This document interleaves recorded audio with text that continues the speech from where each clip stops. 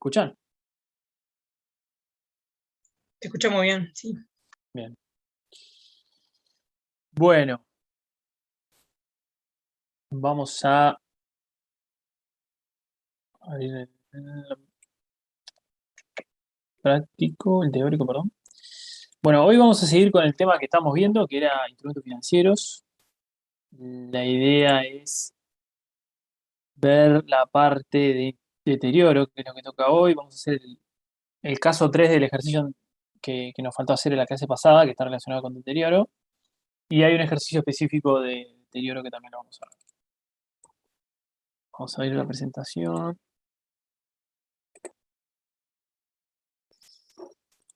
Eh,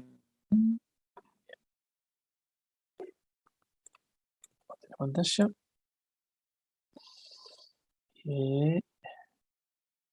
Acá.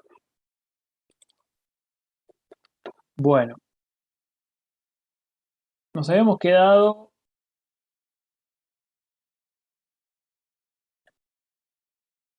acá. ¿Tá? Primero voy a hablar un poquito de, antes de dar lo de deterioro, vamos a ir a un tema que es, que en realidad no vamos a profundizar mucho, pero sí ya lo dejamos pronto, que es el de contabilización de coberturas. ¿Tá? ¿Qué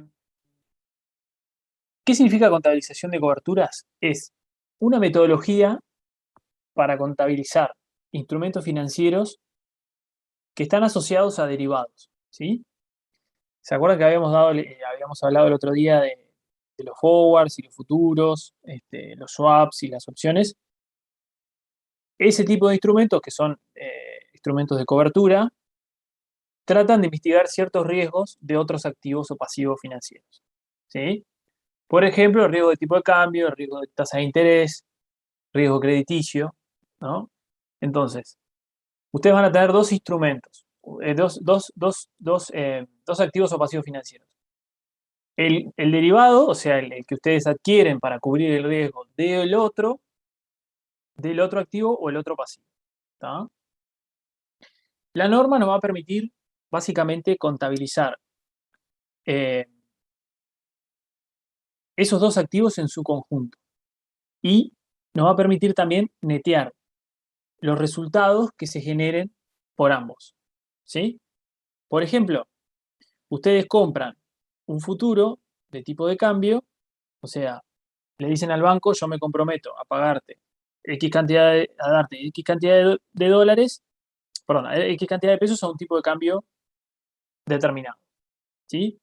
¿Por qué? Porque ustedes tienen que cancelar un pasivo en el futuro en esa moneda, en dólares. Entonces, ustedes en un momento en el que asumen el pasivo con el tercero en moneda extranjera, pueden fijar el tipo de cambio, ¿tá? Al que van a pagar ese pasivo y por lo tanto la cantidad de pesos que van a necesitar para cancelar.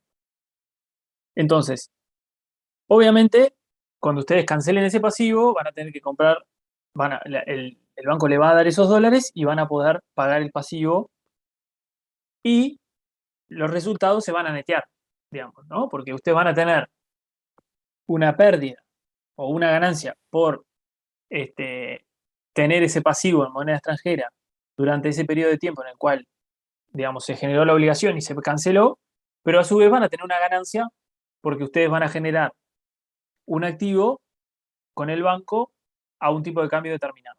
¿Sí? Entonces, los resultados se van a compensar, por lo menos en parte. ¿Ah? Lo que nos da la posibilidad de contabilidad de cobertura es eso, es netear los activos y pasivos, el activo o el pasivo que se generó por el negocio, digamos, por una operativa del negocio normal, y el pasivo o el activo que yo adquirí para poder mitigar el riesgo del otro activo o pasivo. ¿Sí? ¿Se entendió? ¿Dudas de eso? ¿Se escucha bien? Sí, sí, se escucha Sí, perfecto. sí. Bien. Eso por un lado. O sea, es un concepto bastante poco usado, digamos, en la práctica, pero es una opción que la normativa nos da y se utiliza mucho en la práctica para cubrirse de lo que hablamos, creo que lo hablamos en la primera clase, en el caso que una compañera mencionaba el tema de los exportadores de soja, ¿no? Las casas de cambio lo utilizan mucho también para cubrirse por el riesgo de tipo de cambio. En fin, se utiliza mucho cuando tengo instrumentos de cobertura, ¿no? Futuros, swaps o, ¿cómo es? O forwards. Después, otro concepto que quería comentarles antes de empezar con deterioro es, alguien me preguntaba, creo que era Bruno, eh, La simetría contable. exacto, ¿qué es la simetría contable? Bueno, la simetría contable es básicamente cuando vos tenés, no quiero que se entreveren con lo de contabilidad de cobertura, pero en cierto punto es muy similar.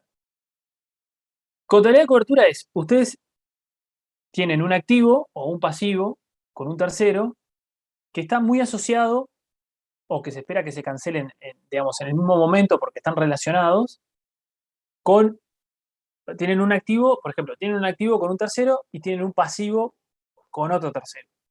¿Sí? ¿Qué quiere decir eso? Quiere decir que, que yo voy a recibir el dinero de ese activo y con ese dinero voy a cancelar ese pasivo. ¿Sí?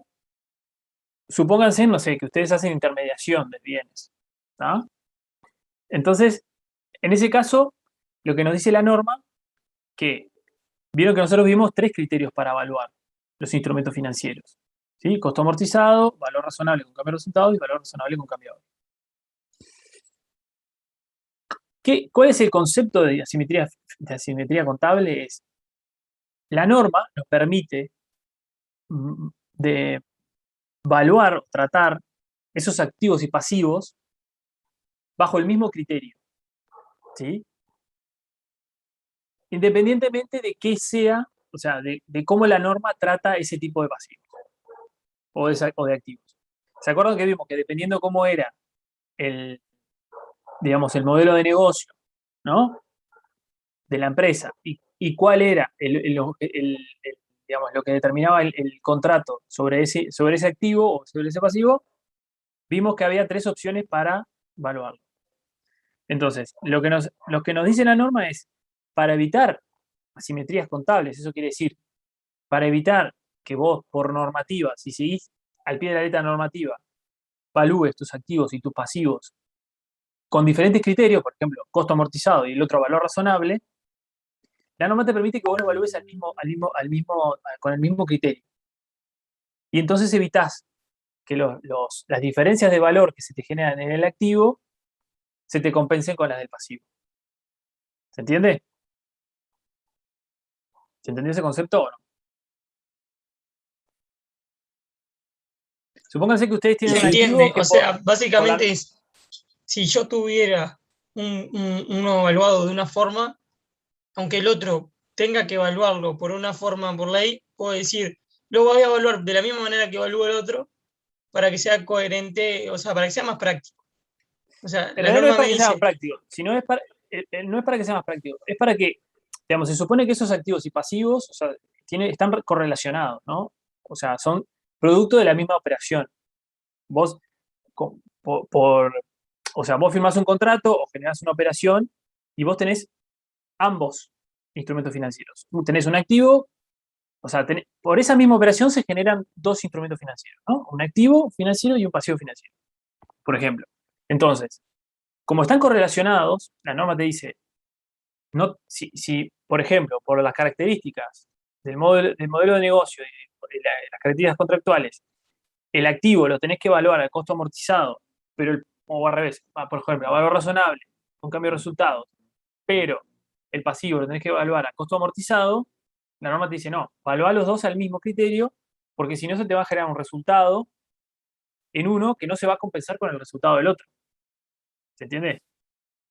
Y en realidad, ambos instrumentos fueron generados por la misma operación. Entonces, no debería haber fundamental entonces que diferencias. sea generado por la misma operación. Sí, sí, siempre es generado por la misma operación.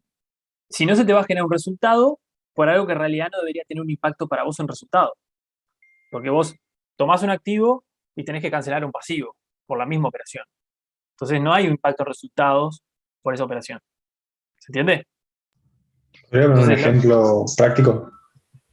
claro, por ejemplo, eh, vos acordás que vas a pagarle, vos sos, por ejemplo, un comisionista, ¿no?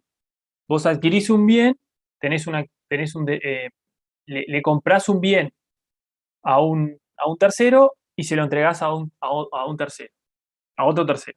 Entonces vos tenés un activo con la persona a la que vos le vendiste y tenés un pasivo con tu proveedor. Ambas cosas se generaron por la misma operación, que fue intermediar en la compra y venta de ese bien. ¿Sí? Obviamente vos te llevas un honorario por hacer la intermediación, ¿no? Pero digamos, vos tenés un activo contra tu cliente y tenés un pasivo contra tu proveedor. Por la misma operación. ¿Sí? No es lo que pasa habitualmente cuando vos sos, no sé, vos sos un almacén. Vos le compras a tus proveedores y después le vendés a otros clientes.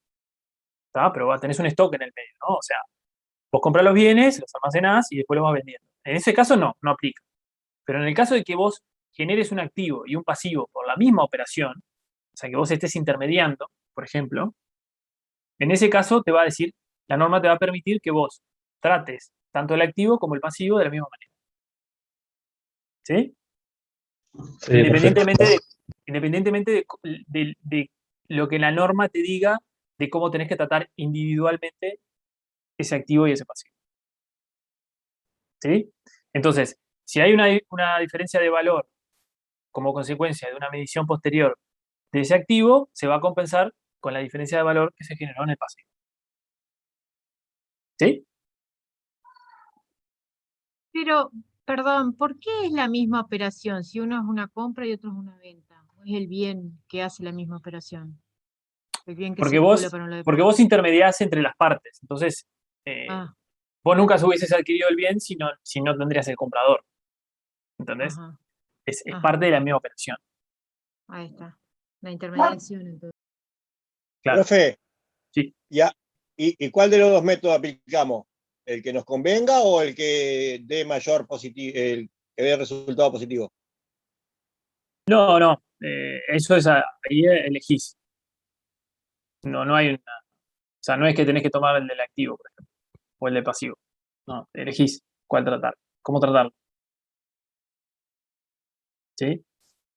Deberías siempre utilizar el que más se adecua a la realidad, ¿no? O sea, el que mejor refleje la realidad económica del bien. Ah, pero no estás obligado por uno en específico. No. Ah, ok. Bueno, eso es la simetría contable que estaba Bruno la vez pasada. Bueno, vamos a empezar con deterioro de valor. ¿Sí? Deterioro de instrumentos financieros. ¿Sí? ¿Cómo vamos a medir el deterioro y cómo lo vamos a reconocer y calcular? Esa es básicamente lo que vamos a ver hoy. Digamos, la NIF 9 eh, cambió un poco el tratamiento que tenía la NIF 39 eh, respecto eh, a cómo calcular el deterioro. ¿Sí? En general, la NIC 39 hablaba de pérdidas incurridas, ¿no? O sea, nos decía que teníamos que calcular el deterioro de los activos y pasivos financieros en función de las pérdidas que sucedieron en el pasado y por eso estimábamos cuánto es el deterioro que teníamos. ¿Sí? Y siempre a partir de que tuviéramos indicadores. ¿Sí? Eso era la NIC 39. La NIF 9 establece un nuevo criterio que es el criterio de las pérdidas esperadas. ¿Tá? Básicamente es estimar cuáles van a ser las pérdidas estimadas y la probabilidad de ocurrencia de esas pérdidas. Y en base a eso se va a calcular el resultado. Perdón, la provisión que vamos a tener que hacer por incobrabilidad, en este caso. Entonces, este método de pérdidas esperadas obviamente va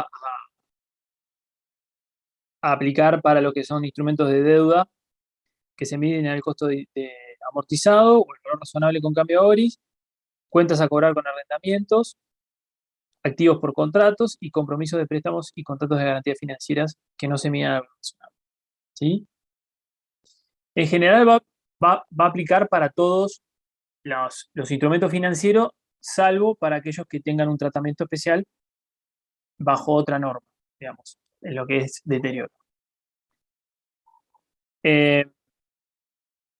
Vamos a ver que tenemos 3 etapas, ¿sí? Digamos, tenemos que determinar cuando vayamos a medir el deterioro de un activo o un pasivo financiero en qué etapa estamos del análisis, ¿sí? Esperen que acá voy a cambiar una cosa que esto quedó mal acá. Denme un segundo.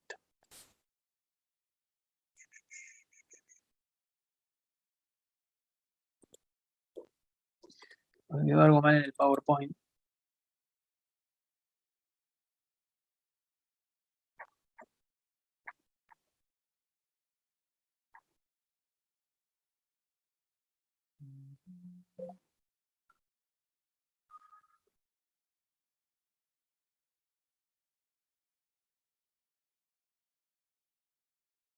Ya voy, ya voy.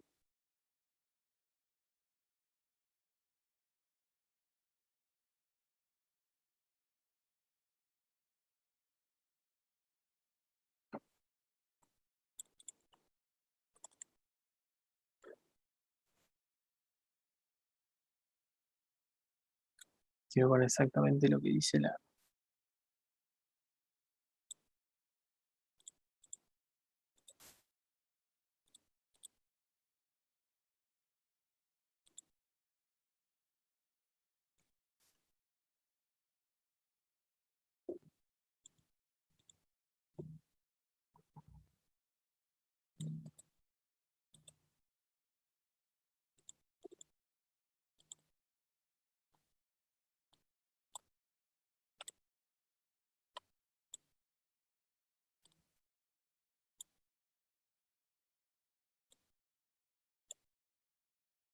Ahí está.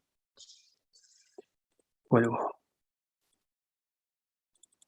Ahí está. Perdón, pero quedó mal la presentación y la quería cambiar. Vamos a ver que hay 3 etapas en las cuales voy a tener que determinar, digamos, el grado de avance en el deterioro de los activos o pasivos financieros, ¿sí? La primera etapa es cuando, digamos, ustedes están parados, por ejemplo, en el reconocimiento inicial, ¿no? En el momento de que ustedes adquieren un activo o pasivo, ¿no? Después ustedes van a tener la medición posterior, ¿no? Que es el cierre de ejercicio del siguiente ejercicio. Si a ese momento el riesgo crediticio, ¿sí? O sea, el riesgo de recuperar ese activo no ha aumentado sustancialmente, vamos a reconocer las pérdidas esperadas de los próximos 12 meses. ¿Sí? Si el riesgo, o sea, esto sería la etapa 2, ¿no? Estamos en el siguiente nivel de deterioro, ¿no? Si el riesgo de incumplimiento se ha incrementado sustancialmente, entonces vamos a reconocer las pérdidas crediticias de toda la vida útil y vamos a calcular el interés sobre el activo bruto. ¿Sí? Ahora vemos la fórmula de cálculo, no se preocupen.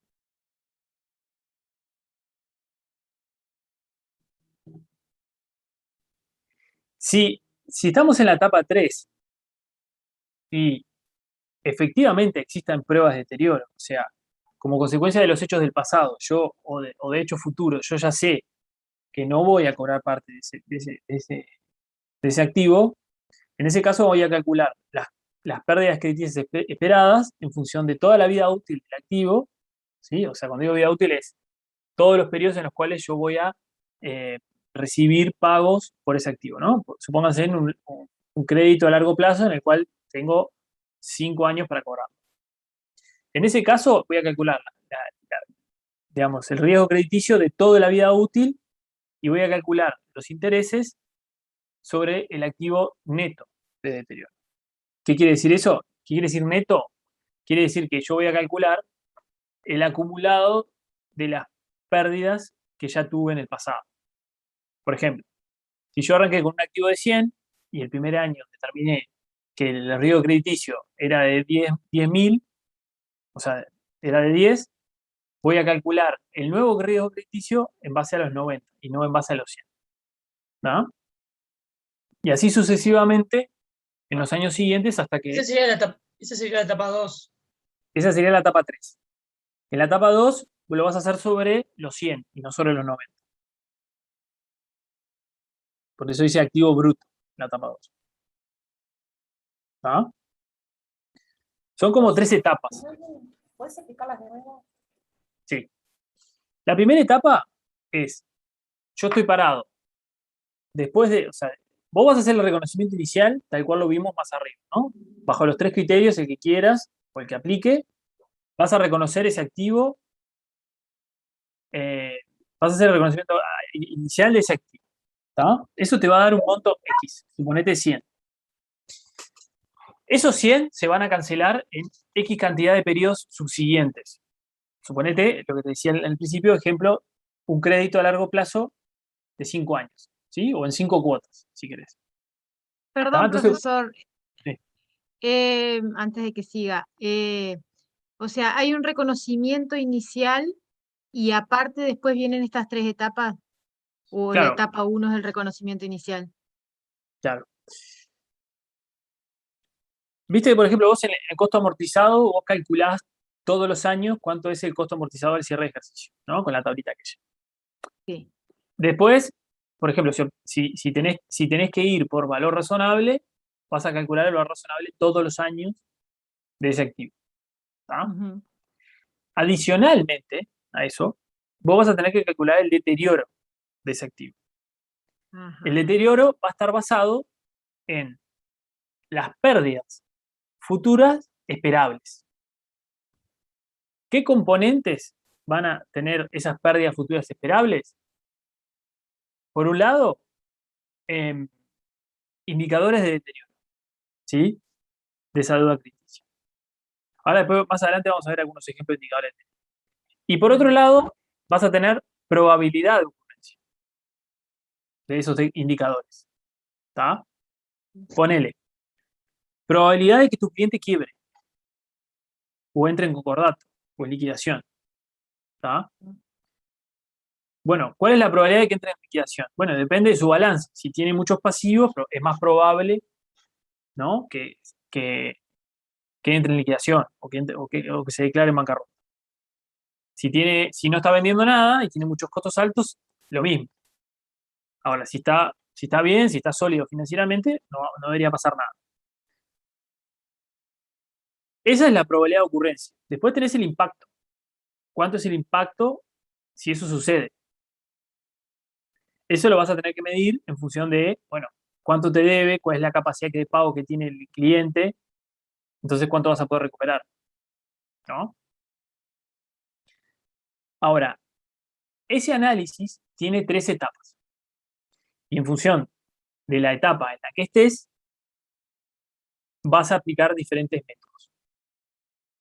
El primer método es cuando estás en una etapa en la cual el riesgo de crédito, o sea, el riesgo de no cobrar ese activo con el cliente, no aumentó respecto al momento cero que fue el reconocimiento inicial. ¿Sí? Si el riesgo no aumentó, entonces vos vas a calcular los riesgos crediticios del próximo año, o sea, de los próximos 12 meses. ¿Sí? Y solo vas a impactar en resultado esa estimación. ¿Tá? Ahora vemos matemáticamente cómo se llama la estimación, pero conceptualmente solo vas a impactar en resultado las pérdidas esperadas de los próximos 12 meses. ¿Sí? Recuerden el ejemplo que es a 5 años. O solo vas a calcular las pérdidas crediticias del próximo año. ¿Sí? La etapa 2 es una etapa superior, o sea, hay hay un aumento sustancial de la probabilidad del riesgo de incumplimiento, ¿no? De la probabilidad de incumplimiento. En ese caso, si la probabilidad aumenta, lo que te dice la norma es, no vas a tener que tomar las pérdidas esperadas de los próximos 12 meses. Vas a tener que tomar la probabilidad esperada de la vida útil restante del activo. O sea, hasta que cobres todas las cuotas que te deben. ¿Está? Entonces vas a tener que calcular cuánto es para el primer año, para el segundo, para el tercero y para el cuarto. ¿Está? De vuelta, ahora vemos cómo lo calculamos matemáticamente. Hay una tercera etapa que es cuando efectivamente existen pruebas de deterioro. O sea, por ejemplo, el tipo dejó de pagarle a sus clientes, a sus proveedores, a otros proveedores. ¿Está? Ahí ya hay un indicador fuerte de que no te va a pagar, por lo menos una parte. Entonces ahí lo que te dice la norma es, hacer lo mismo que la etapa 2, calcular no solo para los primeros 12 meses, sino que para todo el resto de la vida útil del bien, las pérdidas crediticias esperadas. Pero hacelo acumulativamente. ¿Qué quiere decir? Si yo tenía 100 al inicio y reconocí una pérdida crediticia el primer año de 20, me quedan 80. Sobre esos 80, calculo cuánto es la pérdida esperada para el resto de la vida útil y sobre eso aplico el cálculo. ¿Tá? Entonces, como que al final del día, sobre los 100 originales vas a reconocer mucho más monto en resultado, o sea, ya vas a mandar a pérdida mucho más resultado de que si lo hicieras en la etapa 2. ¿Tá? ¿Se entiende? Sí, Bien. de mi parte, por lo menos. Ahora vamos a hacer igual unos ejemplos y lo vemos. Este que vimos acá es el enfoque, lo que la norma llama enfoque general. ¿Sí? Que está basado, como dijimos, en las pérdidas crediticias esperadas. Tenemos dos opciones, pérdidas esperadas de los próximos 12 meses, pérdidas esperadas de toda la vida, según los cambios en el crédito, en el riesgo de crédito, elegimos la etapa, ¿no? Si, excepción, si a la fecha de reporte son de riesgo bajo, no analizo cambios en el riesgo de crédito y aplico pérdida 12 meses. ¿Sí? Ahora, No entendí. ¿eh? No entendí esa afirmación. Si el activo que estoy tratando al cierre de determinar su deterioro es de riesgo bajo, suponete, un bono del Tesoro de Estados Unidos, que el riesgo es casi cero, no voy a analizar si hay un diferimiento, o sea, o hay un aumento del riesgo crediticio. Ya directamente voy a calcular la pérdida esperada por los 12 meses. Como la etapa 1, ¿no? Como la etapa 1. O sea, por ejemplo, el bono de Tesoro, sí, normalmente de Estados Unidos se dice que son como es el activo libre de riesgo, ¿no? O sea, la probabilidad de que Estados Unidos no pague sus bonos es muy baja. Muy, muy, muy baja. Ponele 1% o menos. Entonces vos vas a calcular el riesgo crediticio del próximo año por ese 0,001%. ¿Ah? Después existe un método simplificado, ¿sí? Que es, normalmente se utiliza para créditos comerciales, ¿sí? O sea, ese método simplificado se basa en lo que se llama la matriz de provisiones, que es una matriz en la cual yo parametrizo diferentes características de créditos, ¿sí? Y le asigno una probabilidad de incumplimiento. Por ejemplo, supongamos que ustedes tienen diferentes tipos de clientes. Tienen clientes chicos, ¿sí? No sé, por ejemplo, negocios chicos o personas físicas, y tienen negocios y tienen clientes grandes. ¿Está? Y ustedes saben que normalmente los clientes grandes siempre pagan, o casi siempre, el 99% de los casos pagan, pero los clientes chicos a veces no pagan hacemos una quita o se atrasan en los pagos. Entonces, ustedes lo que van a hacer es sectorizar su cartera de clientes y asignarles una probabilidad de ocurrencia a esas dos categorías, digamos, clientes chicos, clientes grandes. Entonces, si ustedes tienen un saldo a cobrar con los clientes chicos de $200.000, le van a aplicar, no sé, 5% de incobrabilidad, y a los clientes grandes, que capaz que tienen $2 millones o $5 millones, le van a aplicar, no sé, un 1% de cobrabilidad. Eso le va a dar un total de pérdida estimada por esos créditos comerciales. Ese es como el método simplificado. Se basa básicamente en información histórica que la empresa tiene, ¿no? O sea, vos te fijás en el histórico de incobrabilidad y sabés que, no sé, que Pepito no te pagó en tal fecha. Entonces, si vos le vendés a Pepito, la probabilidad de que Pepito no te pague es más alta que si le vendes a otro. O sea, se basa en información histórica que la empresa tiene en su poder. ¿Tá? Ese es como el método simplificado que también es admisible. El enfoque general, ¿no? El de las etapas. Dice, al momento inicial se reconoce la pérdida crediticia prevista para los próximos 12 meses, luego se asume el enfoque de 3 etapas. ¿Cuál va a ser el método de cálculo? La pérdida de crediticia esperada, o sea, esto es lo que es expected credit loss, que es este acá, va a ser la sumatoria de el importe expuesto a incumplimiento, o sea, el crédito comercial que tengo, el crédito comercial o el crédito diverso, lo que sea, por la probabilidad de incumplimiento, ¿sí? Por la pérdida en caso de incumplimiento, ¿sí? O sea, el monto que voy a tener en caso de que no se cumpla, ¿sí? Puede ser el 100% del crédito que tengo o puede ser un porcentaje menor, ¿sí? Yo no termino de entender, o sea, el expuesto a incumplimiento quiere decir, o sea, no necesariamente quiere decir que no va a pagar nada. Es eso. El expuesto a incumplimiento, el crédito expuesto a incumplimiento es el que estás analizando.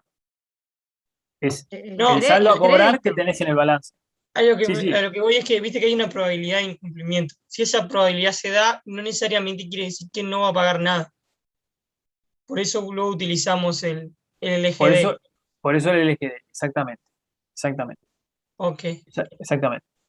gracias. Hay una probabilidad de que no te pague, pero no quiere decir que si no te pague vayas a perder todo. O sea, puede ser la probabilidad de una quita también, por ejemplo. Claro, claro. O sea, hay un Si no- 50% de que este cliente se vaya a quita. Si se va a quita, voy a perder el 30%. exactamente.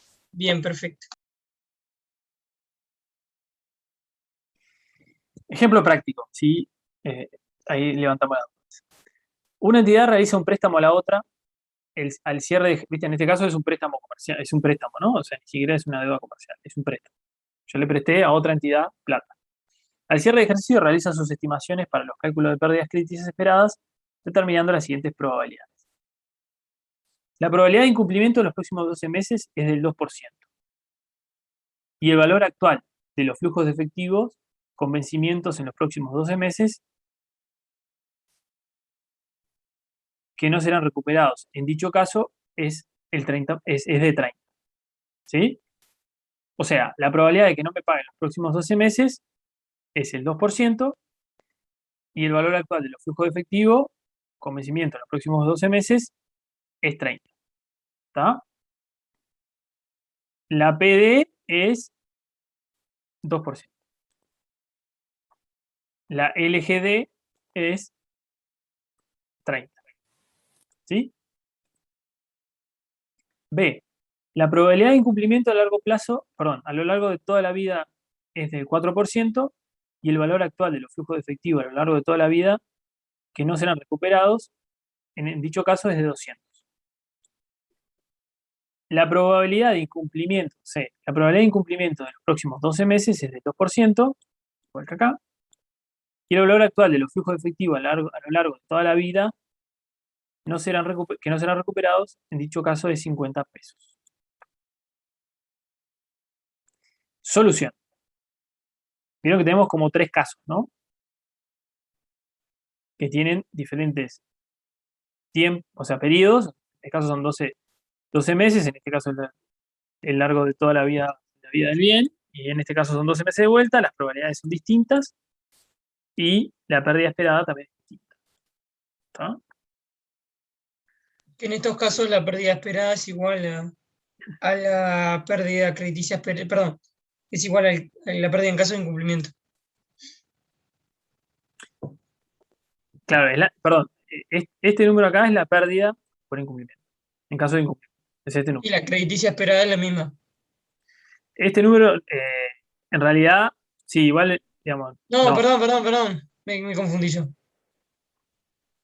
En realidad este número no te lo da, o sea, es O conceptual. sea, el el Sí, cálculo. claro. cálculo Pensé no que estaba en la podemos fórmula. hacerlo porque no Sí, tenemos el valor del crédito. exacto. No es Podemos hacerlo. matemático, es conceptual. Claro. Lo que te dice En es, realidad quería decir importe expuesto de incumplimiento. lo que te está diciendo es, digamos, en qué etapa estás en cada uno de estos casos. Entonces, dice, solución. Si el préstamo se encuentra en fase 2 o 3, se debe calcular las pérdidas esperadas para toda la vida útil del préstamo aplicando el análisis B. ¿Sí? ¿Se acuerdan que lo que vimos acá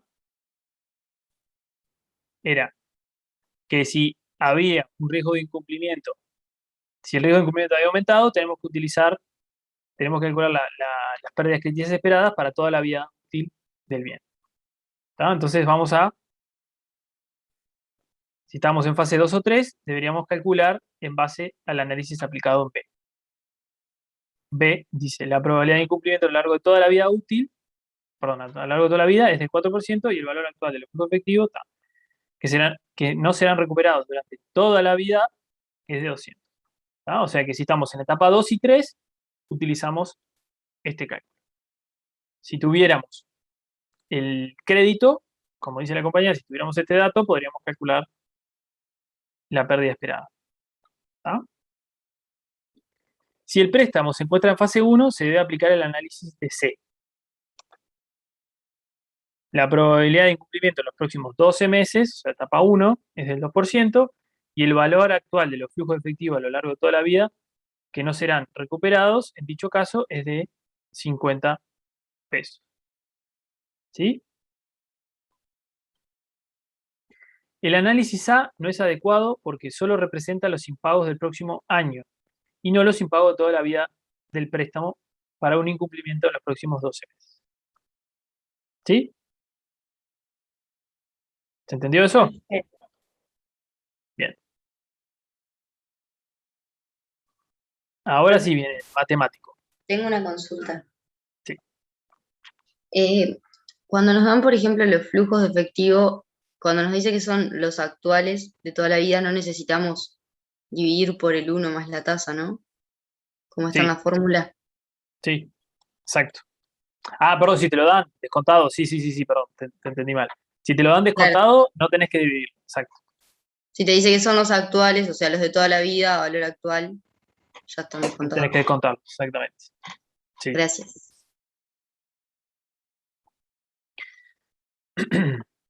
Ejemplo práctico, pérdida esperada para los 12 meses versus pérdida toda la vida. ¿Tá? Tenemos un préstamo de 100.000 con un vencimiento a 5 años. ¿Tá? Muy parecido al ejemplo que le daba cuando le explicaba el tema. Con una pérdida en caso de incumplimiento, LGD de 30% y una calificación BBB. ¿Sí? Esto es la calificación crediticia que tiene el préstamo, ¿sí? Que normalmente se la dan los bancos, ¿sí? O Standard & Poor's o cualquier calificadora de riesgo. Moody's, Standard & Poor's. Seguramente lo escucharon alguna vez cuando hablan del riesgo país o el riesgo de una empresa o el riesgo de algún bono o una acción. Normalmente ese riesgo crediticio lo da una agencia que se encarga específicamente de eso.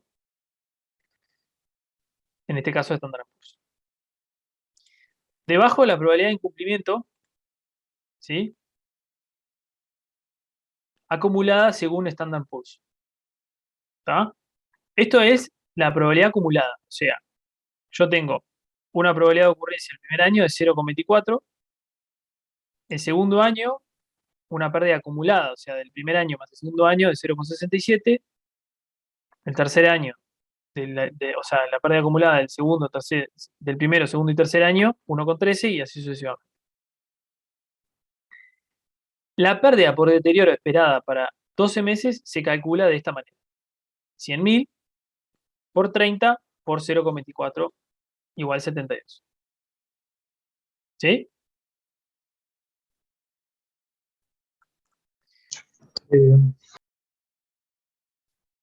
Un año después se identifica un deterioro significativo del riesgo de crédito. De BBB pasa a BB, o sea, pierde una calificación. Por lo tanto, debe calcular la pérdida por deterioro hasta el vencimiento. Debajo, la probabilidad de incumplimiento acumulada según Standard & Poor's. ¿Está? Acá ya estoy en el segundo año, ¿no? Primer año no hubo un aumento significativo del riesgo, por lo tanto estaba en la etapa 1. Etapa 2, o sea, segundo año, entro en la etapa 2. Entonces, ¿cómo voy a calcular la pérdida esperada? Voy a tomar los 100.000 por los 30 por el 6,8, que es la pérdida acumulada hasta el último año, o sea, toda la vida del bien. ¿Sí? Perdón, no estábamos en la etapa 2, ¿por qué toda la vida del bien? No sería. En la etapa 2 también tenés que tomar toda la vida del bien. Ah, de verdad, gracias. Lo que significa una pérdida adicional en el P&L, o sea, en el estado de resultados, de... ¿Está arriba la etapa 1? ¿Que dice el 0,24? ¿Cómo? El que dice 0,24. ¿Es la etapa 1? Es la etapa 1. Esto es la etapa 1. Gracias. Y esto es la etapa 2. Un año después se identifica un deterioro significativo del riesgo de crédito. Entonces pasamos a la etapa 2. Básicamente el cálculo es igual. La diferencia es que vas a tomar la probabilidad de ocurrencia acumulada de toda la vida útil, ¿tá? De los 4 años que quedan por transcurrir. ¿Dudas de eso? Yo, una pregunta. Sí. Ahí en ese caso sería la etapa 2, no la 3, ¿no? Porque si fuese la 3 no tomarías los 100.000. Exacto. Bien. Exacto. Tomarías los 100.000 menos los 24, menos los 72. Perfecto.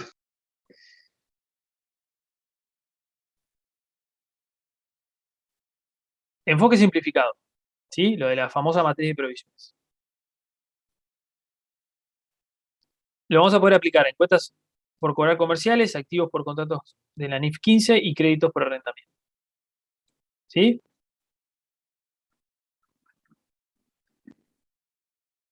Dice, la simplificación implica medir las pérdidas esperadas de toda la vida del instrumento y por lo tanto se puede evitar el monitoreo de cambios de riesgo de crédito. O sea, lo que voy a hacer es, como está basado en datos históricos, yo voy a poder calcular el riesgo crediticio de toda la vida útil del bien sin que tenga que andar revisando, como hice acá, todos los años a ver si hay deterioro significativo del riesgo. ¿Está? Bueno, la norma permite aplicar la matriz de provisiones. Esto es un poco lo que ya les expliqué, que asigna probabilidades de pérdida de cobrabilidad usando evidencia histórica disponible en cada tramo o porción del crédito de acuerdo a los días de vencimiento. Para utilizarla hay que segmentar los créditos. Ahí da, por ejemplo, por región, por tipo de producto, cliente. Determinar las tasas históricas. ¿Qué quiere decir? El porcentaje de los créditos que yo nunca pude recuperar sobre los créditos totales. ¿Ah? Ejemplo práctico.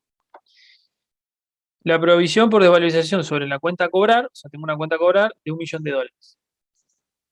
¿Sí?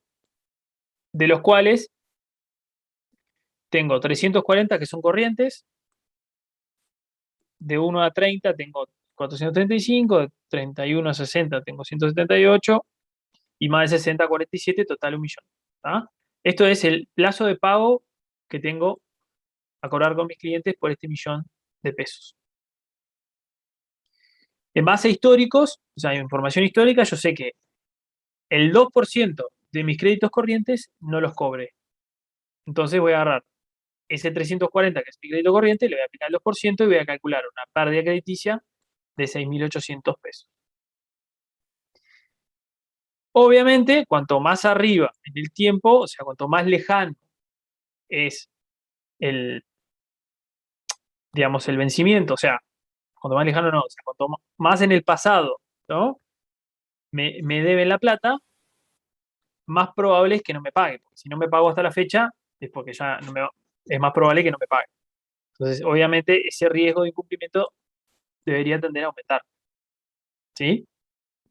Esto es días de vencido, ¿no? O sea, es cuánto hace que se venció el crédito, ¿no? Es el famoso aging de clientes. Es cuántos días hace que se venció esa factura que me tenga que haber pagado mi cliente. Estos están al día, están en fecha, son corrientes, todavía no vencieron. Estos vencieron hace un mes, entre un día y 30 días, ¿no? Estos entre 31 y 60, y estos hace más de 60 días que vencieron. ¿Está? Entonces yo ya sé que los que no me han pagado hasta ahora, la probabilidad de ocurrencia va a ser mayor. ¿Está? Esto es muy lógico, ¿no? O sea, es muy deductivo. ¿Dudas? No, ninguno. Yo tengo una duda. Sí. Los porcentajes, ¿te los da la letra o...? En la revisión, sí. Claro, En la está. práctica profesional, son indicadores históricos.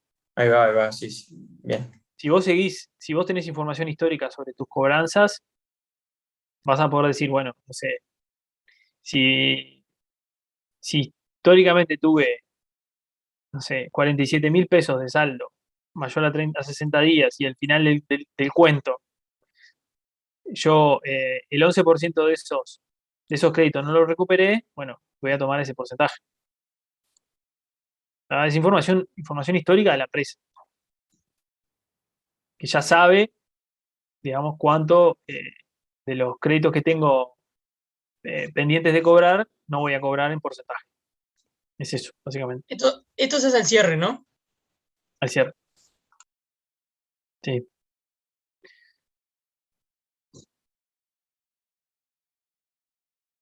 Incremento del riesgo crediticio, indicadores. Algunos ejemplos de indicadores de riesgo crediticio, o sea, indicadores que me van a demostrar que el riesgo crediticio aumentó. Cambio significativo en la calificación crediticia externa del instrumento financiero. Caso del préstamo, ¿no? En el cual cambió el riesgo crediticio según esta agencia, que es una agencia externa, ¿no? Cambio adverso en el negocio, condiciones económicas o financieras, ¿sí? De la industria en la que opera mi cliente, ¿sí? Tenía $1.000.000 a cobrar con un hotel, imagínense que lo agarró la pandemia, la probabilidad de que me pague ese $1.000.000 es baja, ¿no? Digo hoteles porque es una de las industrias que se vio afectada, pero puede ser cualquier otra. Cambio real o esperado en el entorno regulatorio, económico o tecnológico. Muy similar, o sea, cambios en las leyes que impidan que ese cliente siga operando de la manera que lo venía haciendo. Baja real o esperada en los resultados operativos del prestatario. Baja significativa en el precio de los bonos de deuda emitidos por el prestatario. O sea, si es un cliente que emitió bonos y esos bonos bajaron, eso quiere decir que el mercado entiende que no le está yendo muy bien y que la probabilidad de pago es muy baja, entonces baja el precio del bono. Disminución de la calificación de riesgo del prestatario, o sea, las agencias o los bancos califican a ese cliente nuestro, le bajan la calificación crediticia. Ese es otro indicador, o sea, la calificación crediticia normalmente los bancos, cuando vos pedís un préstamo, te la bajan porque no pagaste, Entonces, si un banco te bajó la calidad crediticia, es porque o no le pagaste o los números que le presentaste cuando te pidió el balance, o sea, los bancos te piden recurrentemente el balance para medir tu calificación crediticia. Eso quiere decir que el banco no le gustó los números que vio en el balance y por lo tanto le bajó la calidad crediticia. ¿Sí? ¿Dudas?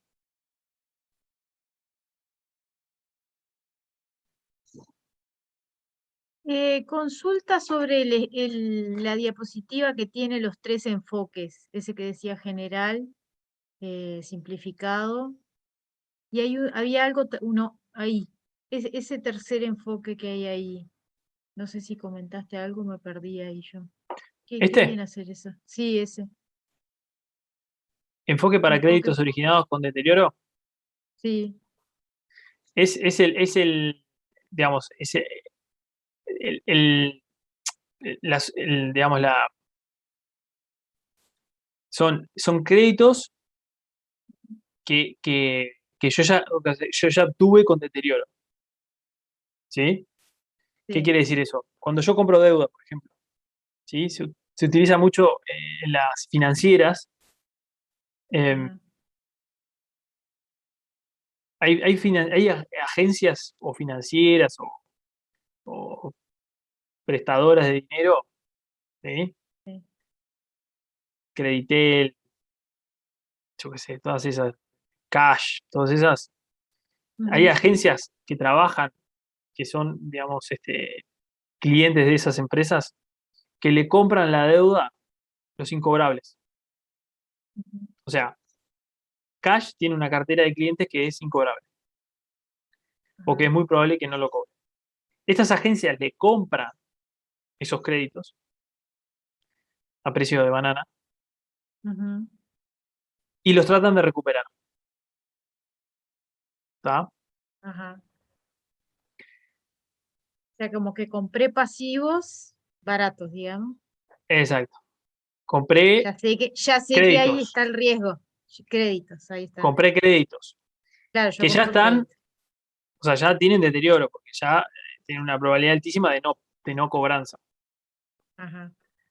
Entonces eso tiene un tratamiento, digamos, especial, que no lo vamos a tratar acá, pero tiene un tratamiento especial de cómo Ujú. esas empresas que compran esos créditos tienen que calcular el deterioro de esos créditos.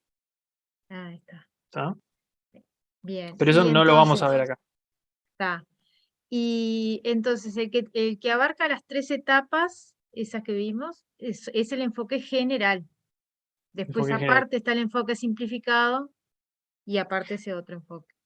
Sí. Está. Que en Me general, había confundido. en la práctica, el enfoque simplificado es el que más se utiliza para créditos comerciales. Ujú. ¿Está? La típica previsión por incobrables. Ajá. Después, en lo que es préstamos, eh, préstamos a terceros, créditos diversos, ese tipo de cosas, ya se utiliza más en enfoque general. ¿Está? Bien. Ujú. Y eso Pero que en dice general, abajo de... Ah, perdón. no, sobre todo porque, digamos, no tenemos un historial o sea, no vamos a tener la información que podemos tener para créditos comerciales, que es algo que normalmente la empresa hace.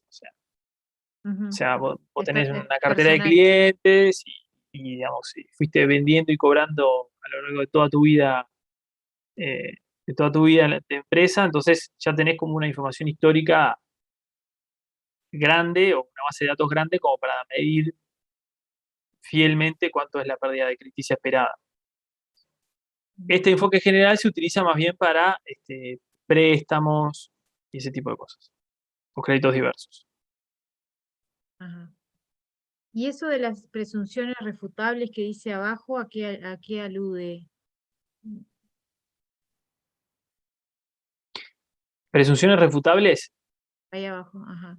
esto quiere decir que habla sobre, digamos, posibles, digamos, indicadores que, Ajá. eh, que tenemos que analizar. Por ejemplo, Para ver dice, si hay incremento del riesgo. claro, hubo un incremento del riesgo porque hubo más 30 días más de atraso. O sea, El cliente se atrasó más de 30 días. Entonces, hay incremento del riesgo. Ajá. Si tiene más de 90 días de atraso, es que está deteriorado. Esto es básicamente para definir en la práctica si estamos en etapa 2 o en etapa 3. ¿Eso está marcado por la norma así o es un criterio? No, por eso se llaman presunciones Porque- irrefutables, porque es como Ahí un está, consenso, digamos, ahí está. una best practice, o sea, Sí, un entendimiento Una- un acuerdo. claro, un acuerdo, un convenio, no Ahí sé, está. como Ahí quiera está, decirlo. sí. Este, son como indicadores que te hacen, digamos, te ayudan a entender si estás parado en la etapa 3 o en la etapa 2. Ahí está. Bárbaro, ¿Ah? gracias. No. Perdón que me comí comentar eso al principio. Bueno. Eh,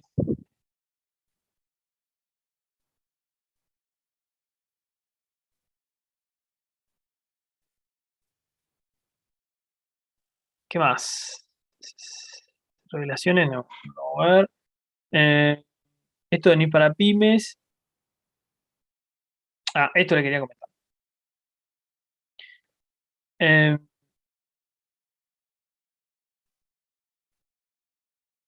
la NIF para pymes, o sea, ahora vemos esto y ya vamos con el ejercicio anterior.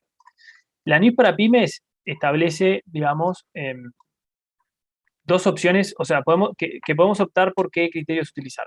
Podemos ir por el reconocimiento y medición de la NIF 39, que fue lo que vimos arriba, ¿sí? Los 3 criterios para medir los activos y pasivos financieros, más los requerimientos de información a revelar, o sea, toda la parte de revelaciones que está comprendido en la sección 11 y 12 de la NIF para pymes. ¿Está? O directamente podemos aplicar los criterios de evaluación o de medición que están previstos en la sección 11 y 12 de la NIF para pymes. ¿Está? ¿Cuáles son? Bueno, básicamente los criterios son los mismos. Costo amortizado, valor razonable con cambio a ORI y valor razonable con cambio a resultado, pero la NIF para pymes está basada en la NIC anterior, ¿sí? En la NIC 32. Perdón, sí, en la NIC 32. En la cual se establecían 4 conceptos, ¿sí? O sea, no tiene ese método de clasificación como tenía la NIC 39 que hablaba de eh, el modelo de negocio y los flujos contractuales. No tiene ese concepto para analizar, digamos, ¿se acuerdan del árbol de decisión? ¿Sí? Que se basaba básicamente en elegir la opción de valor razonable o, si no elegíamos el valor razonable, teníamos que ver el flujo de efectivo comprendido en el contrato y el modelo de negocio.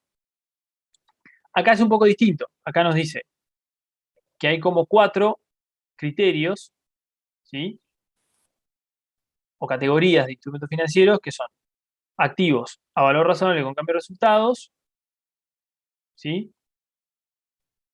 Eso quiere decir activos que son negociables o designados a valor razonable, eso quiere decir por motivo especulación, básicamente, ¿sí? Los tengo para especular, entonces los mido a valor razonable con cambio de resultado, o sea, los voy midiendo, cada vez, o sea, cada medición posterior a valor razonable y todos los cambios en el valor razonable los pego contra el resultado, ¿sí? Como una operación muy de corto plazo, porque es motivo de especulación, ¿sí? Los compro para venderlos en el corto plazo, ¿sí? Especulo con el precio. Mantenidos hasta el vencimiento, un bono que lo compro para mantenerlo hasta el vencimiento, préstamos y cuentas por cobrar, eso los voy a evaluar a costo amortizado, y la cuarta categoría, o la tercera categoría, si esto lo tomo como uno solo, es los activos financieros mantenidos para la venta, disponibles para la venta. que esos los voy a evaluar al valor razonable con cambio.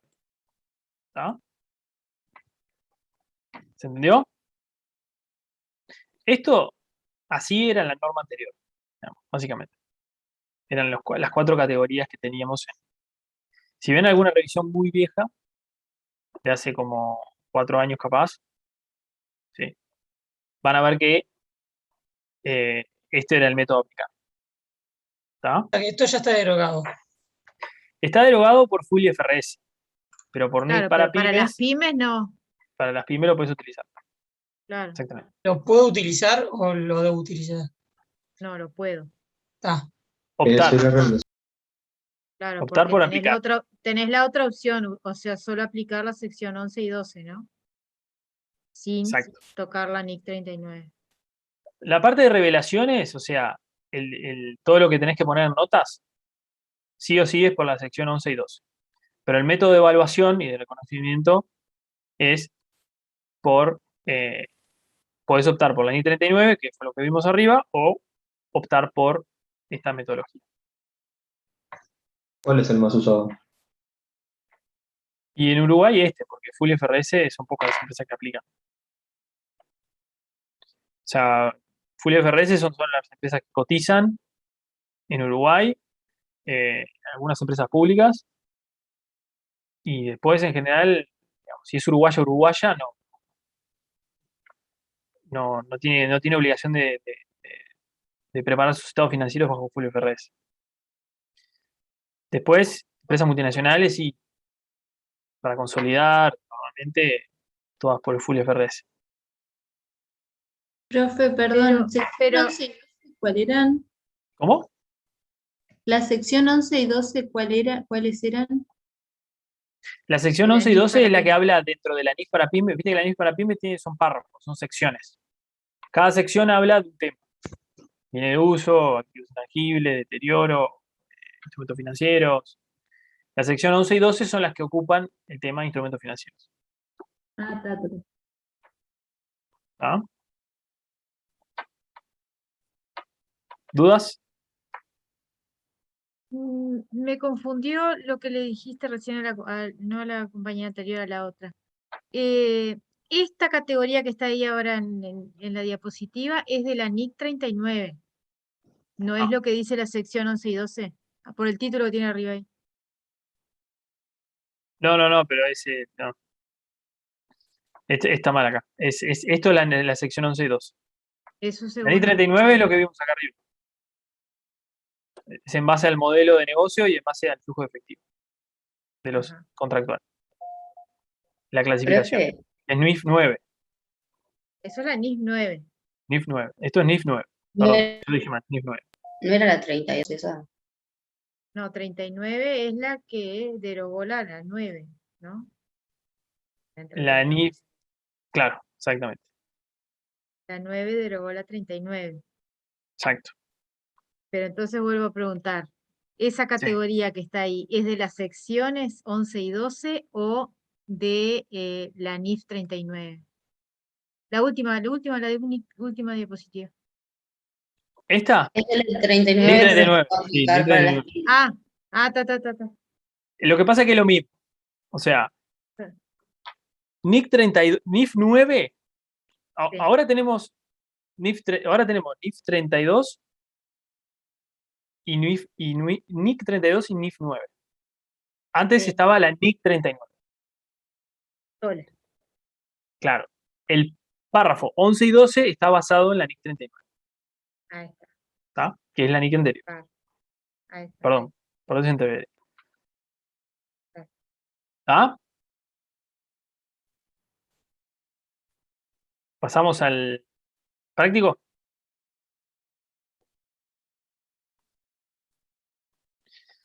Si lo encuentro. Acá.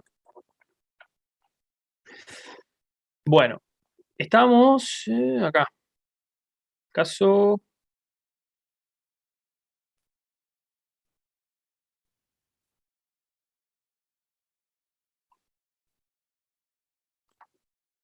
Caso 3, ¿no?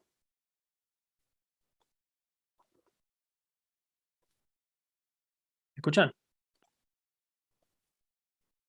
Sí. Bien. ¿No era el ejercicio 4?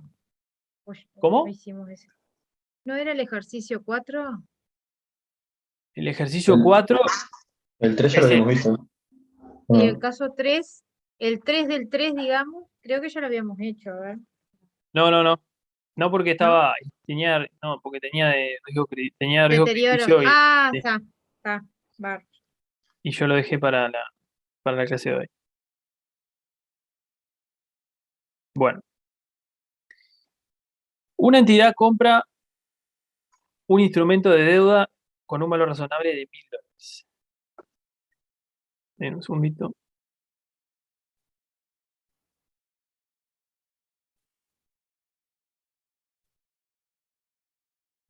Ahí está.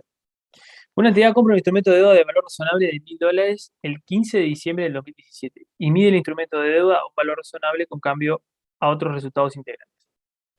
El instrumento tiene, se acuerdan que era el caso que nos faltaba, ¿no? El instrumento tiene una tasa de interés del 5% a lo largo de a lo largo de la duración contractual de 10 años y tiene una tasa de interés efectiva del 5%. En el reconocimiento inicial, la entidad determina que el activo no es originado o comprado con deterioro crediticio. ¿Está? El 31 de diciembre de 2017, la fecha de presentación, el valor razonable del instrumento de deuda ha disminuido a $950 como consecuencia de cambios en la tasa de interés del mercado. La entidad determina que no ha habido un incremento significativo del riesgo crediticio desde el reconocimiento inicial y que las pérdidas crediticias esperadas deben medirse a un importe igual a las pérdidas crediticias esperadas durante los 12 meses, que asciende a $30. El 1 de enero de 2018, la entidad decide vender el instrumento de deuda por $950, que es su valor razonable a esa fecha. Para simplificar, no se proporcionaron las entradas en el libro diario para los cobros de ingresos por intereses. ¿Está? Contabilizar las operaciones a partir de la información anterior. A ver si encuentro el archivito que usamos la clase pasada para... Acá, instrumento financiero.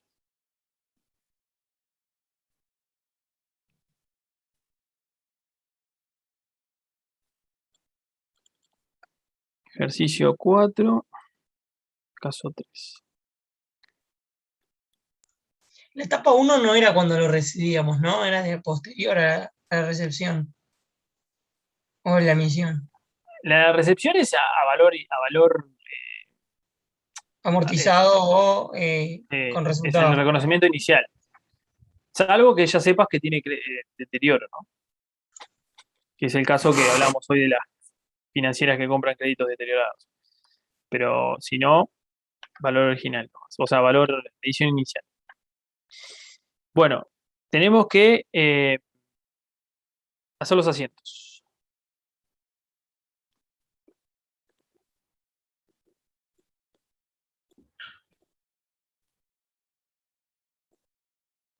Mientras carga. Cuando lo compras ya deteriorado, ¿Estoy compartiendo toda la pantalla o...? estás compartiendo el PDF. Ah, siguen viendo el PDF, qué boludo. Ah, ahí está. Ahí ven el Excel. Ahora sí. Lo primero es la compra, ¿no? 15 de diciembre del 2017, ¿no? Compra. ¿Qué hacemos acá? Es un instrumento de deuda, no dice qué es. ¿Qué hago? ese instrumento, o sea, es un activo al debe contra lo que hayas pagado, supongo banco. Activo financiero, instrumento, contra banco. Por 2000 que dice la letra. 1000. 1.000. Bien.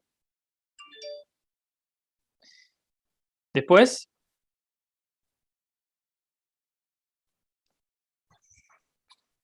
31 de diciembre. Cierre de ejercicio, ¿no? Sí, porque ahí dice que no reconoció deterioro.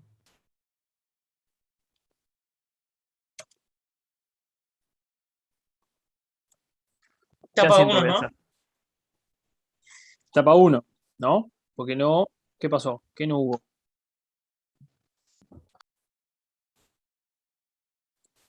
No hubo incremento del riesgo crediticio. Acá, ¿no? Ajá. Desde el reconocimiento inicial. Entonces, ¿qué voy a hacer el 31 de diciembre?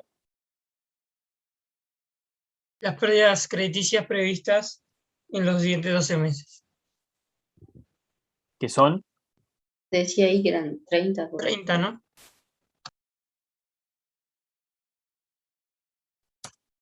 contra, contra el activo. Bueno, Igual el activo está 9.50, tenés 20 ahí que no sabría qué son. O sea, el activo vale a ver por 9.50.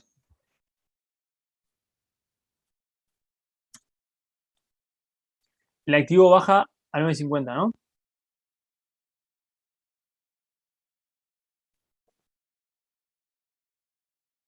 ¿Y el resto? La cotización, Justo por redondeo. Decía que lo valoraba por contra Ori. Ajuste por redondeo, tenía uno, qué bueno. No, Ori, perfecto. No sé quién dijo, pero perfecto, Ori. ¿Sí? Cambio de barreras, o sea, vamos a ver si se entendió. Nosotros estamos, ahora introdujimos el concepto de deterioro, pero estábamos, en la clase pasada estábamos hablando de, ¿se acuerdan que vimos? El caso 1, que era valor razonable con cambio de resultados. Perdón, el caso 1 era costo amortizado. Después vimos caso 2, que era valor razonable con cambio de resultados. Y ahora estamos en el caso de valor razonable con cambio en otros resultados integrales.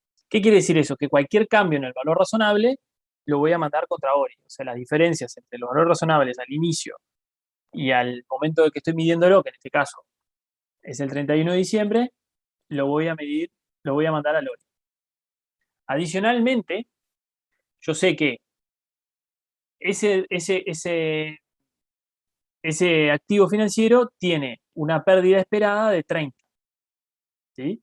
Entonces, voy a reconocer la baja en el valor de ese activo, una parte. O sea, como dijo bien el compañero, el valor no valor razonable es 950, lo voy a bajar una parte contra las pérdidas crediticias, o sea, una parte la voy a mandar a resultado, esto es P&L, y esto es Ori, ¿no? Patrimonio. Habíamos dicho que en los casos que se mandaba a Ori era porque, o sea, era muy probable que varíe, entonces para no tocar tanto el resultado, ¿no? Exacto. Sí, en general sí. O sea, lo que busca la norma detrás de eso es que los activos, como en este caso, que era un activo, vos tenés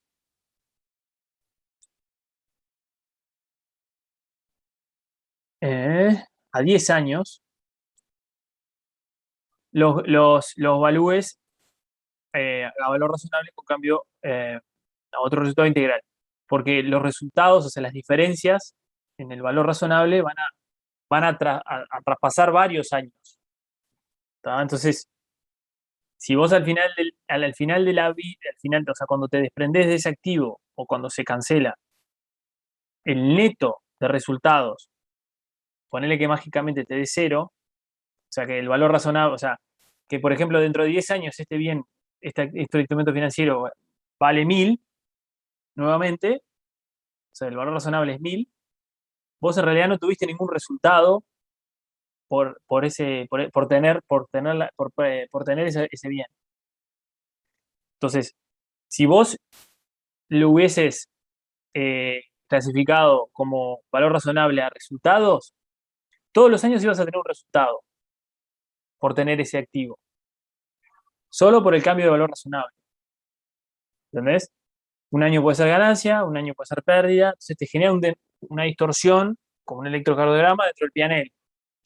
Si vos lo evaluás a valori, o sea, a valor razonable con cambios ORI, eso queda metido dentro del ORI, nunca pega resultado, y cuando vos lo vendés, o cuando el activo se termina, en este caso dentro de 10 años, las diferencias que tuviste, o sea, entre los valores razonables, la vas a mandar al resultado. Pero por única vez en ese año. ¿Ah? Si justo cuando terminó la vida útil era 1000, vas a mandar 0 resultados. Si era 950, vas a mandar 50. Si era 1050, vas a mandar 50 de ganancias. ¿Ah? ¿Se entendió? ¿Por qué? ¿Puedes explicar por qué pusiste 30 y 20? Porque no estuve la clase pasada y no entiendo mucho. No pude estar porque tuve que ir a una muestra de sobres. Tranqui. La norma te dice que vos tenés que evaluar, dependiendo un poco, dependiendo de cuál es el flujo contractual, o sea, qué se espera, qué flujo de dinero va a generar ese activo por sí mismo, y por otro lado, cuál es el modelo de negocio que la empresa tiene, o sea, para qué quiere ese instrumento. La norma te dice que vos tenés que evaluarlo de diferentes maneras: a costo amortizado, a valor razonable con cambio de resultados y a valor razonable con cambio ahora. En este caso, lo estamos evaluando a valor razonable con cambio ahora. Entonces, todas las variaciones de valor razonable las vas a mandar ahora. En este caso, vos tenías un valor razonable, un valor del bien al inicio de 1000 y un valor razonable al 31 de diciembre de 950. Eso quiere decir que vos tenés un cambio del valor razonable de 50, pérdida. ¿Tá? O sea, el bien vale menos 50 hoy que lo que valía cuando lo compré. Si yo no hubiese tenido el dato de que hay una pérdida, si yo no hubiese tenido este dato, la entidad determina que no ha habido un incremento significativo del riesgo crediticio desde el reconocimiento inicial y que las pérdidas crediticias esperadas pueden medirse en un importe igual a las pérdidas crediticias esperadas durante los 12 meses, que asciende a 30, o sea, no hubo un incremento de riesgo crediticio, Ahí pero... dice 30, ¿no? Le dice que es 30 la pérdida. Claro. No hay un incremento del riesgo crediticio, pero sí hay un valor actual de las pérdidas esperadas de 30. O sea, yo espero perder 30 por, o sea, digamos, de probabilidad, o sea, de incobrabilidad. O sea, hay $30 que yo probablemente pierda por tener este activo en mi poder. ¿Y los 1000 era el valor razonable, dijiste? Original. 1000 es el valor de compra. Yo lo adquirí a 1000. ¿Y los 950? Es el valor razonable al 31 de diciembre del 2017. Ah, gracias. Si esto hubiese sido 0, yo hubiese mandado a Ori, ahora es 50. Para mañana, por ejemplo, podría recuperar lo que no pude ver el martes. Porque hay un práctico el viernes. ¿Se podría recuperar lo que no vi el martes? Sí, Las podés clases, entrar a cualquier clase. sí, y aparte las clases están grabadas. ¿A dónde están grabadas? ¿Dónde están grabadas? Yo no lo vi No las, ninguno. no las estamos subiendo a Leva, capaz que no las estamos subiendo. No. No sé que están grabadas, pero capaz que no las están subiendo. Ah, vieron que llegó el mail de Leva, ¿no? ¿Podrás subir la clase pasada que no pude venir? Pará, antes que me olvide. Sí, dato Igual importante. podés entrar al práctico, como dice la compañera. ¿Vieron el mail de Leva? Explicando lo de la revisión. No, No. nunca miro los mails de Eva. No, en la clase pasada me preguntaron qué nota tenían que tomar, cuál era la que estaban mal, las que estaban bien. Ah, y qué iba a subieron pasar con una acta. eso. Una Y mandaron un mail nueva. de Leva, ¿no les llegó? A mí el mail no lo vi, si me llegó. Pero sí el acta se anduvo por los grupos de WhatsApp. Acta corregida y muestra de sobres. Las dos cosas que yo pregunté. Las dos cosas que me Muchas mandaron gracias, a preguntar, profesor. las dos cosas Muchas que me mandaron a gracias preguntar por... respondieron. Después bíchelo, si no les llega, avisen porque o sea, tendría que llegarles. Igual debe estar en el foro. Fíjense después en el euro. ¿Está? Bueno, perdón, pero eso me acordé ahora y quería ver si lo habían visto. Estábamos acá. ¿Está? ¿Alguna duda más de esto? Muchas gracias, profesor. Nada. Ah, bueno. Bueno, ¿y después qué viene? Viene El 1 del 18 lo vende. el 1 del 1 del 18, lo vende. Perfecto. Y ahí sí, lo que hablábamos, como te desprendes de él, reconoces la pérdida y la bajas de Ori. Exacto. O sea, banco, lo que cobres al debe, la pérdida, y Los después bajas vendía, Ori contra el activo. los vendía a 950, que coincide con su valor razonable, ¿no? 950 fue lo que me pagaron. ¿Está?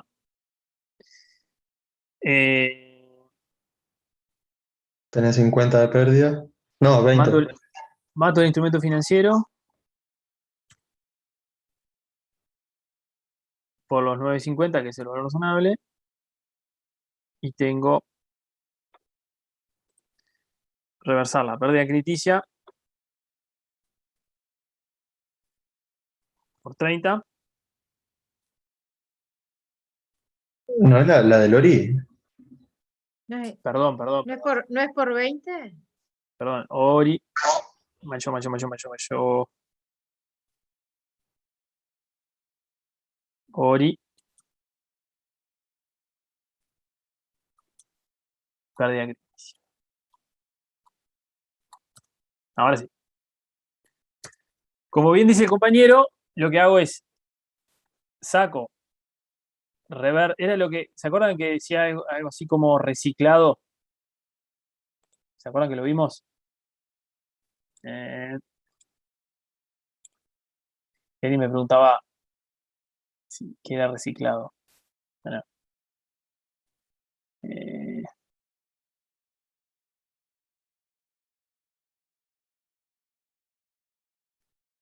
bueno, no me acuerdo dónde decía, pero decía algo así como que se reciclaban los saldos del Ori en el P&L. ¿No? Bueno, es eso que hicimos acá. ¿No? Sacamos el impacto de los cambios del valor razonable del Ori y lo mandamos Ya al me acordé a lo resultado. que se refería. Está en el teórico lo que pasa. Acá. Que sobraron unos minutos y yo le dije, podemos verlo en De una la cosa ganancia. que no estaba en las diapositivas y está en el teórico. En la parte antes de las 6.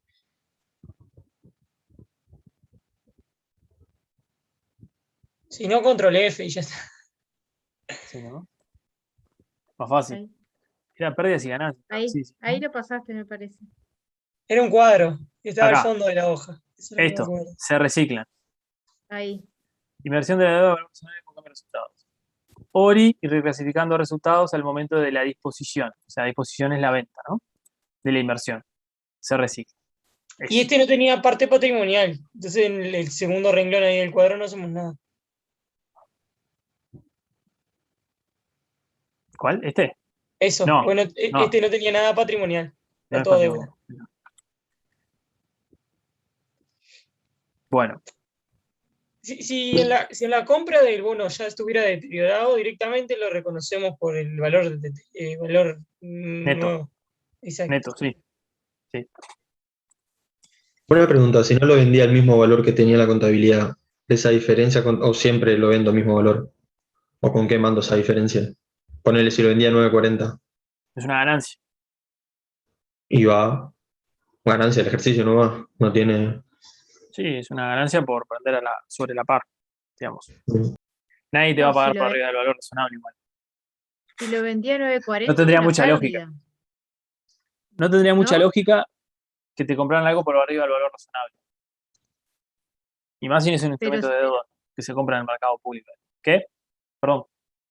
si lo vendía a 9.40 es una pérdida, Sí. ¿no? Pero el compañero decía si lo vendía por encima de su valor razonable, que era 9.50. No, yo te había dicho 9.40.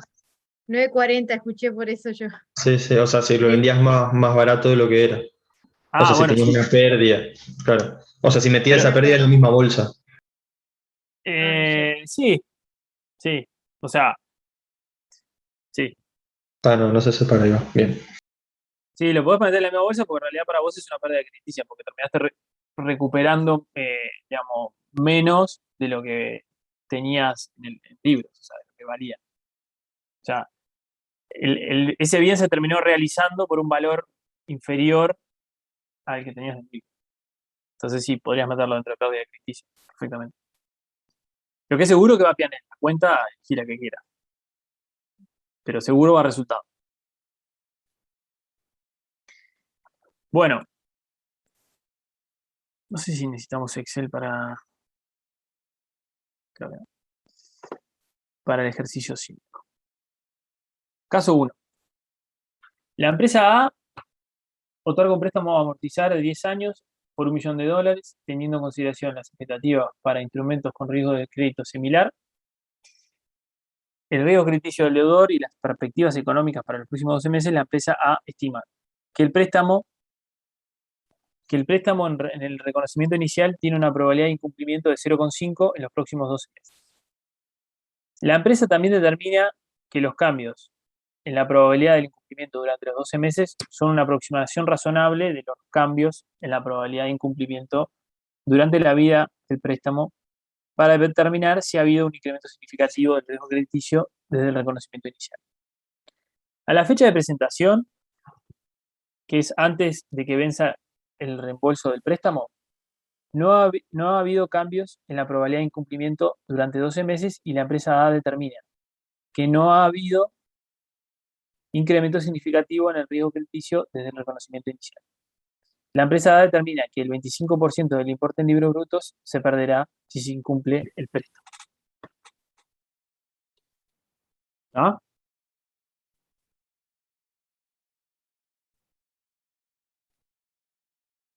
¿Qué dicen?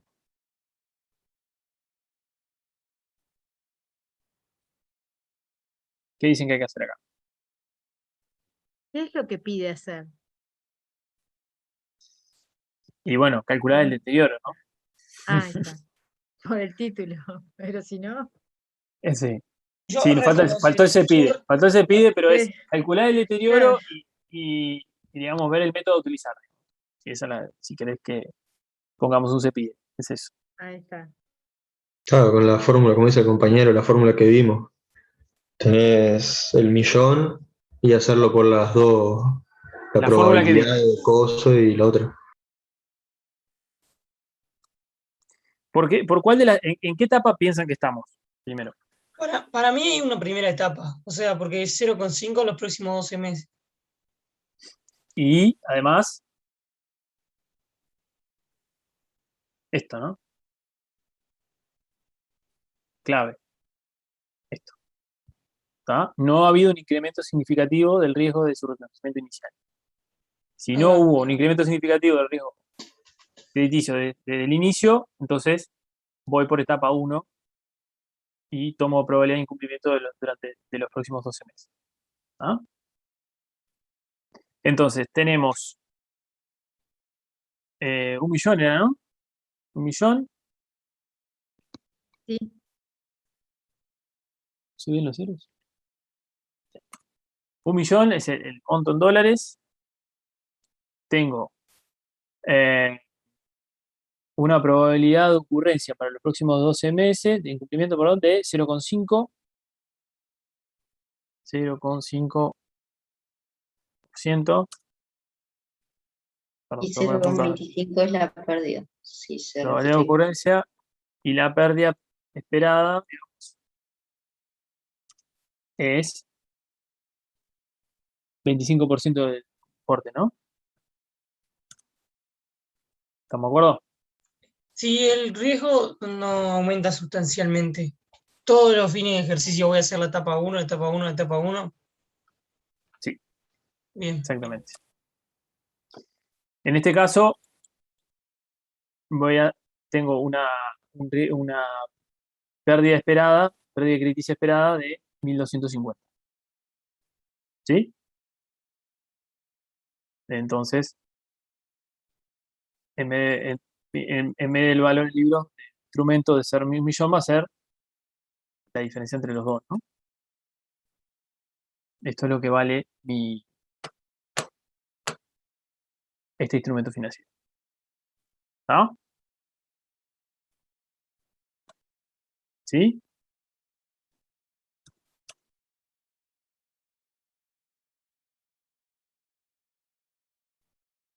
¿Estamos? Estamos. Bien. Caso 2.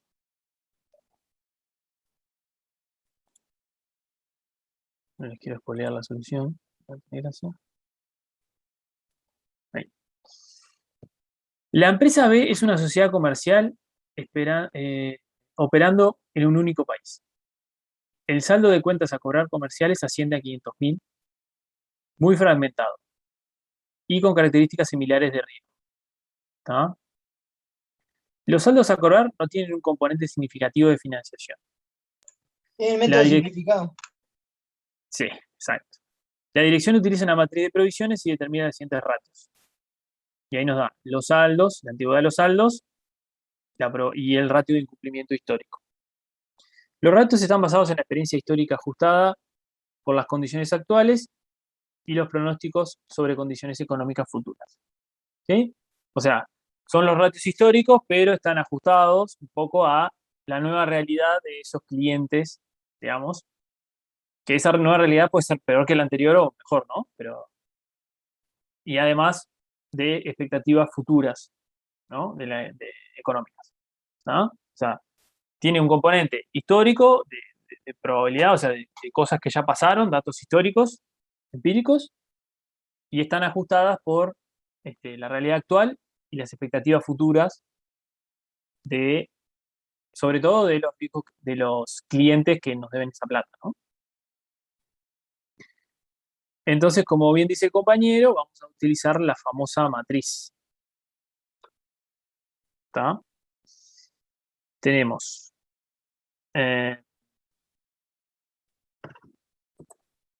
teníamos ¿se acuerdan que la matriz era los saldos clasificados, en este caso por antigüedad? Teníamos corrientes. ¿Cuánta plata teníamos? 310. ¿Sí? ¿Se acuerdan que la matriz la teníamos que segmentar por indicadores como, por ejemplo, tamaño de los clientes, geografías, tipo de productos que le vendemos?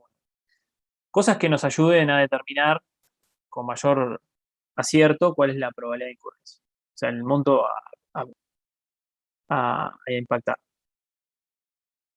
Tenemos de 1 a 30. ¿Quiere que lo vaya cantando? ¿Si lo hace más rápido? Sí, please. De 1 a 30. 31,60, 61,90 y mayor de 90.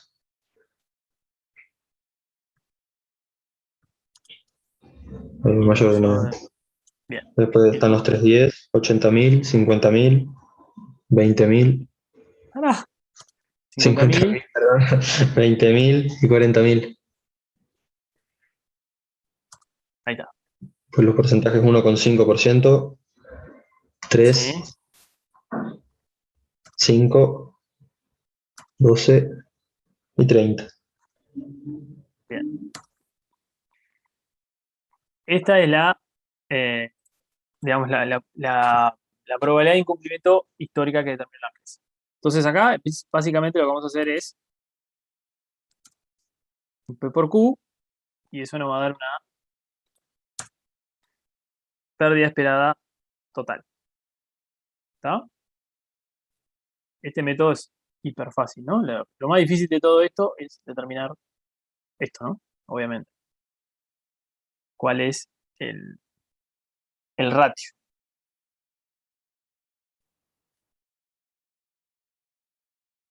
¿Dudas?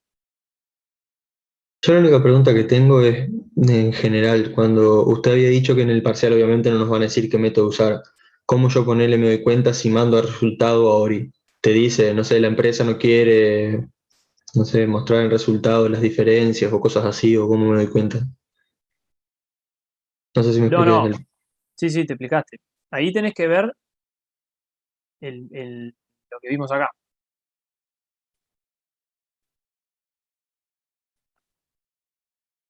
Tienen que le estaba mandando el archivito.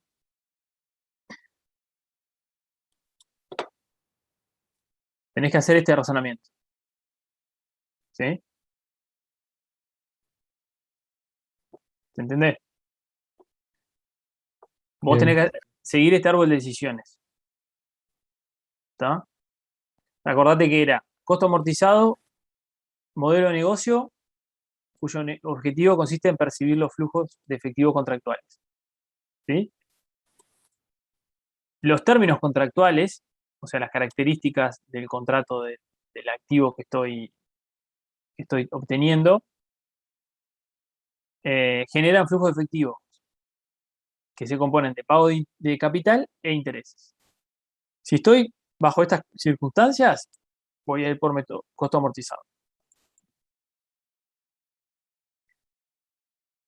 Si el modelo de negocio, o sea, si la empresa obtiene ese activo financiero para obtener flujos de efectivo contractuales y obtener dinero por su venta, entonces voy a ir por oro. ¿Está? En general, vamos a ir por valor razonable con cambio de resultados cuando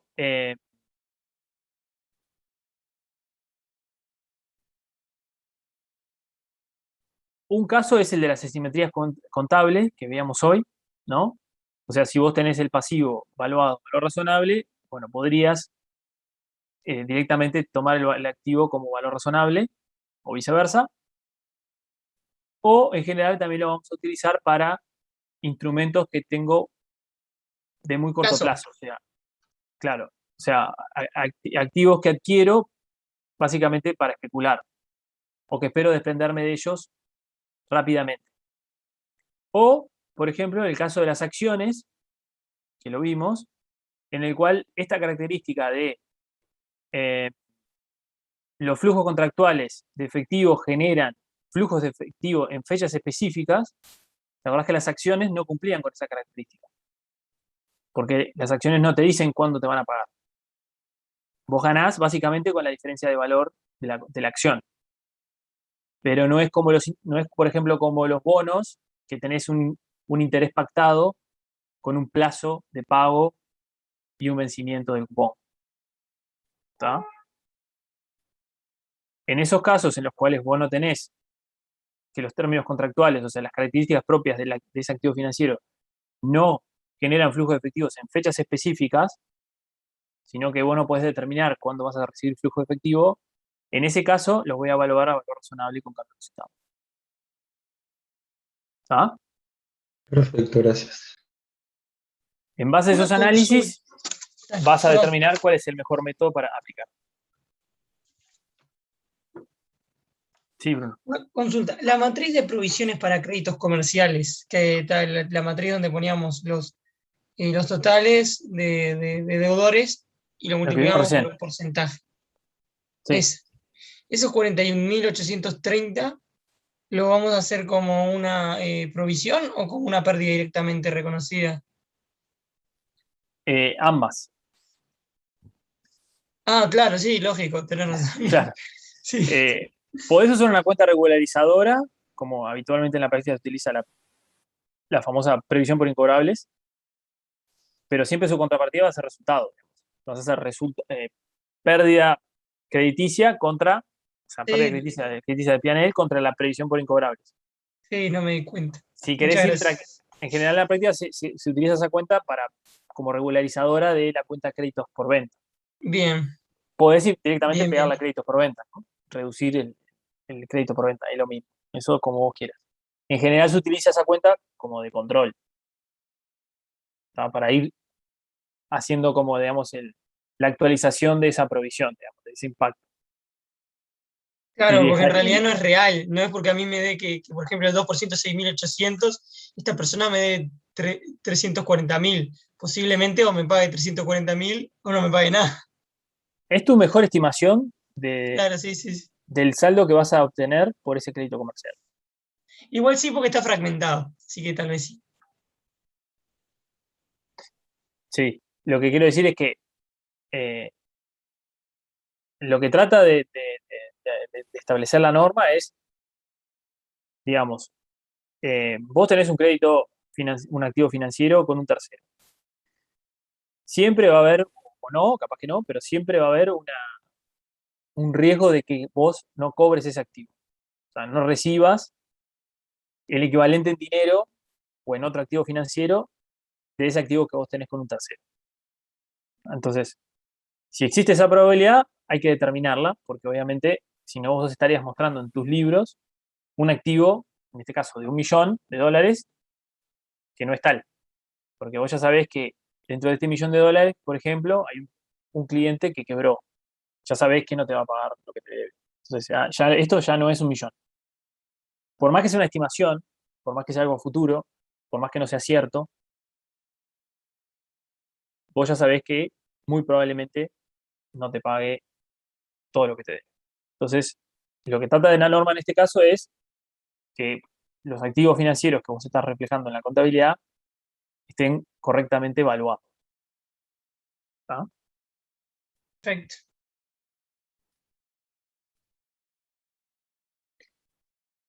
¿Qué más? Les planteo el caso extremo. Ustedes tienen un saldo a cobrar con un cliente de $1.000.000 y ya saben que ese cliente quebró. Y tú estás mostrando en el balance que tiene $1.000.000 de activos que en realidad es cero. Entonces, el usuario de la información financiera estás distorsionando su opinión sobre los estados financieros, que es el objetivo primero de la contabilidad. ¿Qué más? ¿Qué pasa si, por ejemplo, no hice, porque no entendí muy bien, le dijiste que en lugar de poner provisión por incobrable, podrías poner el activo, ¿no? Ujú. ¿Eso está bien?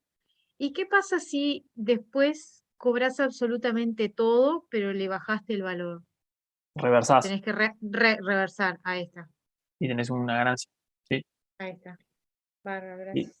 en general se utiliza la cuenta de previsiones porque también la norma te exige que vos en notas declares cómo calculaste esa previsión y también te pide que vos pongas la evolución de la previsión. O sea, cuánto tenías el año pasado, cuánto tenés este año, cuánto impactaste en resultado, cuánto recuperaste, en el caso que vos decís.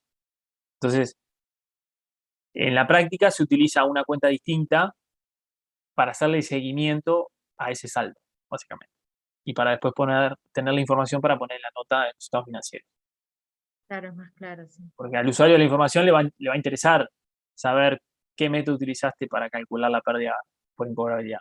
Y por qué eso tiene un riesgo crediticio, ¿no? Ahí está. Bueno, si no hay más dudas, nos vemos el martes con NIF 15, reconocimiento de ingresos, ¿ah? Que nos va a llevar 2 semanas, igual que institutos financieros. Pero vamos a tener los 4 días esta serie. Justo con Profesor, instrumentos financieros. profesor, si miro la clase de mañana, puede ser que recupere lo del martes. Probablemente de más o menos lo mismo que dimos hoy, pero déjame chequear. Puede ser, sí. Lo del Puede ser martes, los del martes también, ¿o no? Igual tampoco era tan complicado, o sea, me parece a mí con las diapositivas y eso lo sacas bien. No dimos nada fundamental, me parece. Ah, gracias. Muchas gracias, profesor y Bueno, compañero. alguien mandó un link. Muchas gracias, buen fin de semana. Sí, eso mismo, Federico, si querés comentarlo, porque yo también falté el martes y ¿Eso que mandaste qué es? no, fue otro compañero que lo mandó, pero La bueno, clase del. por ahí le sirve a la compañera. Es la clase del martes. ¿Y fue la compañera? No sé. Sí, es la clase del Estoy acá, martes. profesor. ¿Cómo lo grabo para guardármelo? ¿Cómo hago? Está en el chat ahí, es un link de YouTube. Pegate el link, ¿Lo pongo en la Copiáselo. computadora? ¿Cómo hago? pegás el link, le haces clic Copialo y derecho. pegalo en Word. Copiátelo y guardás. que entras directo. Ay, vamos a ver si puedo. Lo que pasa es que la computadora está en inglés. No, Hasta no sé luego, nada. profesor. Si no, pasame Bueno. tu mail. Poneme tu mail en el chat y yo te mando por mail y ya te queda. Te paso el mail. Dale. Bueno, chao a todos, que pasen Chao, bien. gracias. Chao, chao.